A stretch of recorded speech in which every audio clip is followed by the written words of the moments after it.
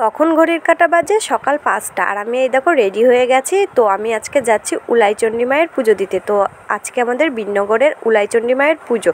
তো এই জন্যই সবাই সকাল সকাল বেরিয়ে পড়েছে। তো উঠেছে অনেক আগেই, তো এখন হচ্ছে সকাল হয়ে গিয়েছে, সূর্যি মামার দেখা তো এখনও নয়। তো আমরা এখনই উঠে পড়েছি, কারণ ফাঁকায় ফাঁকায় পুজোটা দিয়ে আসবো। আর যেহেতু আমার ছোটো বাচ্চা আছে সেই জন্য তো তাড়াতাড়ি দিতেই হবে, না হলে পরে ভিড় হয়ে যাবে, তখন আমি দিতেই পারবো না পুজো। আর এদিকে আমার মেয়ে তোমাদেরকে টুপি দেখাচ্ছে, তো ওর টুপিটা কেমন লাগছে অবশ্যই কমেন্ট করে জানাবে। আর এই দেখো আমরা টোটোতে উঠেও গেছি, চলেও এসেছে অর্ধেক পথ। তারপরে দেখি কি একটা আশ্চর্যজনক তাল গাছ, চারিপাশের জল, মাঝখানে তাল গাছ। আমি তো এটা দেখে অবাক হয়ে গেলাম, তাই তোমাদের সাথেও শেয়ার করলাম। আর এই দেখো আমরা চলে এসেছি, এখনও এখান থেকে আধা ঘন্টা হাঁটতে হবে জানো তো। তাহলে বুঝতেই পারছো এখান থেকে কতটা ভিড় হয় আমাদের এই উলাইচণ্ডী মায়ের পুজোতে। আর এই দেখো আমি, আমার মা, আমার বৌদিরা সবাই মিলে হেঁটে চলেছি। তো আমি উলাইচণ্ডী মায়ের পুজো দেবো। আর এদিকে পাশেই ডালার সমস্ত দোকান টোকান আছে, তো এখান থেকে আমি একটা ডালা কিনে নেবো।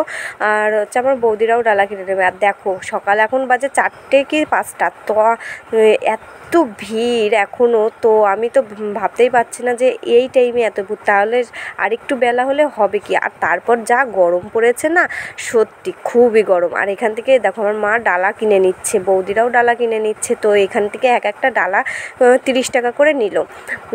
আর এই দেখো সমস্ত খেলনা এখানে চারিপাশে বসেছে। আর এদিকে এত ভিড় পড়ে, তো আমার মেয়েটা যেতেই পারেনি ঠাকুরের কাছে। আমার মা আমার মেয়েকে রেখেছিল, আর আমি পুজোর কাছে যাচ্ছি। এই দেখো এইখানে সামনেই পুজোর মানে ঠাকুর।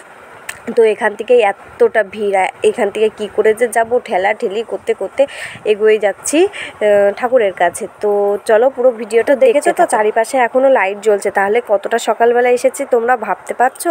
আর তাতেই এত ভিড়, তারপরে যা গরম পড়েছে না, সত্যি এই গরমের মধ্যে না মানে এই ভিড়ের মধ্যে যে কিভাবে দম আটকে যাচ্ছিলো, সেটা যারা এই ভিড়ের মধ্যে ছিল তারাই জানে। তো এই দেখো তারপর পুজোর এখানে চলে এসেছি, এখানে আমি পুজোটাও দিয়ে নিয়েছি। আর ওই দেখো আমাদের ঠাকুর মশাই, তো এই ঠাকুরমশাই আমি পুজো দিলাম। আর এখানে ধূপকাঠি আর হচ্ছে মোমবাতিটা ধরিয়ে নেবো।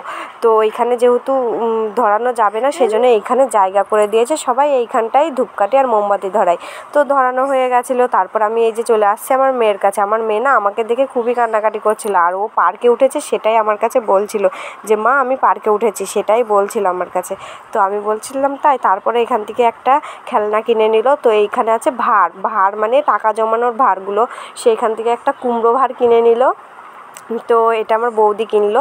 আর এই দিকে আমার মা হচ্ছে জিলাপি আর হচ্ছে নিমকি সব কিছু কিনছিল। আর এই দেখো কত রকম ভাঁড় আছে এইখানটায়। তো সামান্য একটু মেলাটা ঘুরে নিলাম, মানে বেশি ঘুরলাম না, কারণ হচ্ছে মেয়ে রয়েছে, তারপর খুব গরম পড়ছে, তারপরে অতিরিক্ত ভিড় হয়ে যাচ্ছে, যত বেলা বাড়ছে তত ভিড় হয়ে যাচ্ছে। এইখানে এই দেখো এই বাচ্চাটা দেখো কীভাবে একটা বাদাম তুলে নিয়ে খাচ্ছে। আর এখানে আমার মেয়ের জন্য একটা ঢোল কিনে দিয়েছিলাম। তো ঢোল বাজাতে খুবই ভালোবাসে, সেজন্য দেখো ঢোল বাজাচ্ছে আর নাচ করছে, কি ভালোই না লাগছে দেখতে, তাই না? তো বাড়ি চলে আসার পর এই যে মাংস রান্না করছি, কারণ এই পুজোতে সবাই পাঁঠা বলি দেয়, তো সেজন্য মাংস বা মাছ খাওয়ার কোনো নিয়ম নেই যে পুজো দিয়ে খাওয়া যাবে না। তো আজকের ভিডিওটা এই পর্যন্তই।